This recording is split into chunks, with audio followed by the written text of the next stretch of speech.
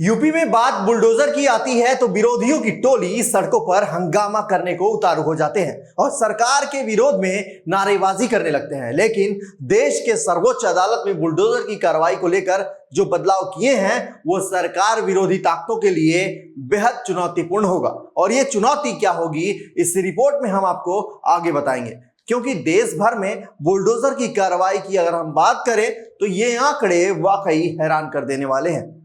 जहां एक आंकड़े की बात करें तो बीते कुछ सालों में लगभग 4.5 लाख से ज्यादा ध्वस्तीकरण के मामले से देश में एक बड़ा विवाद खड़ा हो गया है। ये मामले ज्यादातर बीजेपी शासित राज्य उत्तर प्रदेश, जहां बाबा का बुलडोजर धड़ल्ले से अवैध निर्माण दंगाइयों का काम तमाम कर देता है, वहीं मध्य प्रदेश और राजस्थान भी इससे पीछे नहीं है। अब इस मामले पर सुप्रीम कोर्ट के आए एक बयान से राजनीतिक माहौल गरमाया हुआ है। सुप्रीम कोर्ट ने टिप्पणी करते हुए कहा, दरगाह हो या मंदिर, सड़क के बीच अवरोध नहीं बन सकते।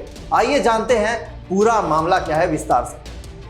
बीते मंगलवार को सुप्रीम कोर्ट ने एक मामले को लेकर स्पष्टीकरण दिया है। उसने कहा है कि किसी भी व्यक्ति का अपराध में आरोपित या दोषी होना उसकी संपत्ति को बुलडोजर से ढहाने का आधार नहीं हो सकता। इस संबंध में पूरे देश के लिए दिशा निर्देश तय किए जाएंगे, लेकिन कोर्ट अवैध निर्माण या अतिक्रमण को संरक्षण नहीं देगा।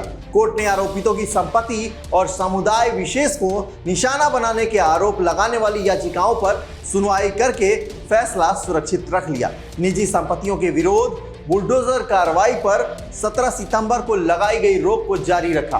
कोर्ट ने अतिक्रमण और अवैध कब्जों के प्रति रुख बरकरार रखते हुए स्पष्ट किया कि सार्वजनिक स्थलों, सड़कों, सरकारी भूमि, जलाशय, रेलवे लाइन आदि पर अतिक्रमण एवं निर्माण के विरोध कार्रवाई पर कोई रोक नहीं होगी। सड़क के बीच कोई भी धार्मिक स्थल हो, चाहे दरगाह हो या मंदिर, हटाने चाहिए।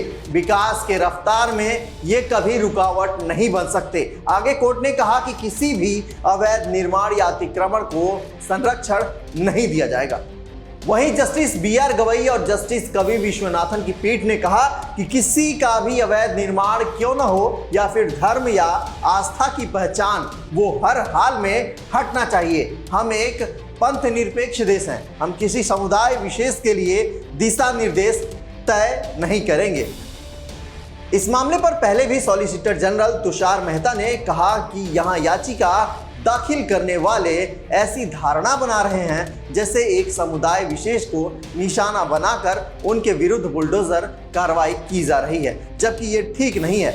उत्तर प्रदेश, मध्य प्रदेश, राजस्थान जैसे राज्यों की ओर से पक्ष रख रहे मेहता ने कहा कि मध्य प्रदेश में बहुत ही हिंदुओं के मकान ढाए गए। कार्रवाई किसी भी व्यक्ति के किसी अपराध में आरोपी या दोषी होने के आधार पर कभी नहीं की जाती। अपराध में आरोपी या दोषी होना कार्रवाई का आधार कभी नहीं हो सकता, चाहे कोई हत्या, दुष्कर्म, आतंकवाद का ही आरोपी क्यों न हो।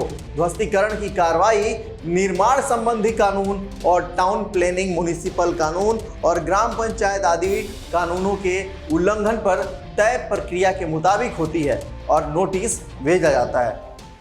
पूर्व में भी सर्वोच्च अदालत ने कहा था कि अवैध ध्वस्तीकरण की एक भी घटना होती है तो संविधान की मूल भावना के विरुद्ध है।